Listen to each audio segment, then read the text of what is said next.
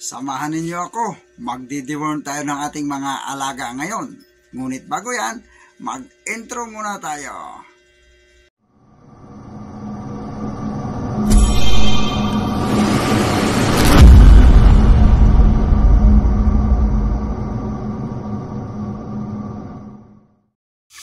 Magdi-deworm tayo ng ating mga 45 days ngayon kasi kailangan nila yan para walang kaagaw ang kanilang mga kinakain na minerals, hindi na agawan ng mga bulate.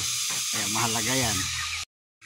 Yan ang ating gagamitin na pang deworm, Bastonero Plus. Hindi ko alam kung magkaano sa inyo ito. Dito sa amin ito ay 16 water soluble, na kung ano man ang available sa inyo pwede niyo itong gamitin.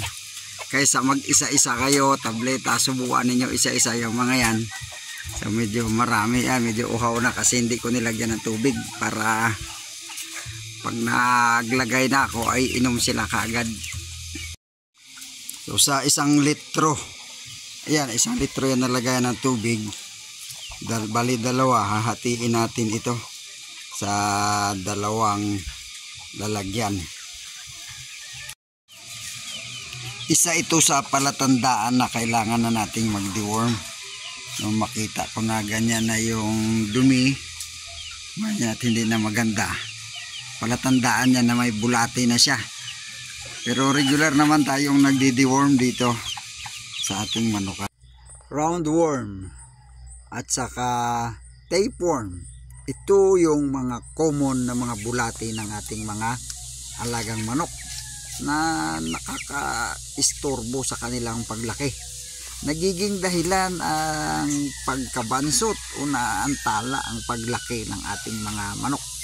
Kasi nga ang mga ito ay nagiging kaagaw nila sa mga vitamins at saka minerals na ating binibigay sa ating mga manok para mabilis silang lumaki.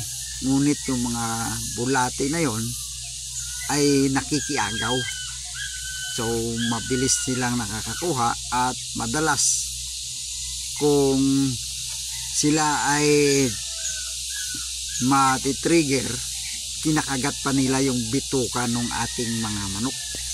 At kapag kinagat, siyempre masakit, nasaktan yung ating mga manok at nagiging dahilan kuminsan para yung ating manok ay walang ganang kumain or hindi nakakapahinga, hindi nakakatulog sapagkat meron silang nararamdaman na sakit. So pagka ganon ay ang paglaki ng ating manok ay naababalam, naaantala, nagiging basot, bumabagal. So tuwing kailan ba daw magpurga ang sabi nila? At wala yung itlog ng bulate, ayon sa aking mga nababasa, 21 days bago mapisa. So parang itlog lang din ng manok. So ang manok natin, ibig sabihin sa first 21 days safe pa, wala pa silang bulate, o kung may bulate man, ito ay itlog pa. So pag itlog pa ito, hindi pa nakakapaminsala. So ako nagpupurga ako pag nag-edad na sila ng 23 days old. So ibig sabihin sa kung nagkaroon man ng bulate kaagad, sa mga 2 to 3 days ang edad ng bulate ay hindi pa ito masyadong nakakaapekto sa kanila. So nag-edad ng 2 to 3 days, agad nating purgahin. So talagang maaalis sila, matatanggal. Saan ba nanggagaling ang bulate?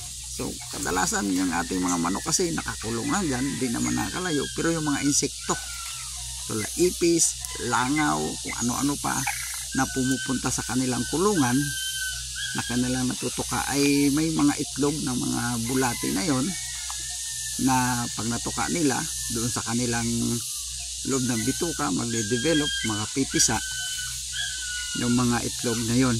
So yun ang dahilan kung bakit sila nagkakaroon ng bulate, o di kaya kung minsan yung itinong kapwa nila manok ay kanilang natutuka dyan na may bulate din, at ganun ang nangyayari kaya sila nagkakaroon ng bulate. So yun ang dahilan bakit ako nagpupurga, at kung tuwing kailan ako magpupurga para sa manok natin na magiging mas malusog. Thanks for watching. Please don't forget to like and subscribe my channel. Have a good day.